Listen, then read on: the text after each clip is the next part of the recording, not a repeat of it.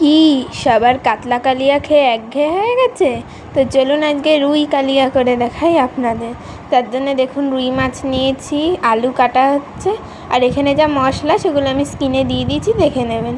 এখানে মাছ নিয়েছি, আলু, পেঁয়াজ, রসুন, আদা, লেবু, তারপরে দই, আর স্কিনে যে মশলাগুলো দেওয়া সেগুলোই লেগেছে। তো তার জন্য ফার্স্টেই মাছটা আগে আমি ওপাট ওপাট করে ভালো করে ভেজে তুলে নিয়েছি। মাছগুলো ভাজা হয়ে গেলেই আলুগুলো এক এক করে আমি ভেজে তুলে নেব। বেশি ভাজবেন না, মোটামুটি ভাজবেন। তারপরেই ওই তেলেই একটু তেজপাতা ও পেঁয়াজ দিয়ে ভালো করে নেড়ে তারপর যে আমি থালায় যে পেঁয়াজ রসুনগুলো দেখিয়েছিলাম ওগুলো সব বাটা একসাথে দিয়ে দিলাম। ওর মধ্যে পুদিনা পাতাও কিন্তু ছিল। তারপরে এর মধ্যে আমি দিয়ে দিচ্ছি হলুদ গুঁড়ো, লঙ্কা গুঁড়ো, স্বাদ মতো নুন, তারপরে ওই মিক্সির বাটি ধোয়া জলটাও দিয়ে দিলাম। দিয়ে মশলাটা কষাতে দেব। মশলাটা কষানো হয়ে গেলে ওর মধ্যে একটু লেবুর রসও দিয়ে দেব। তারপরে একে একে আলুগুলো দিয়ে দেব।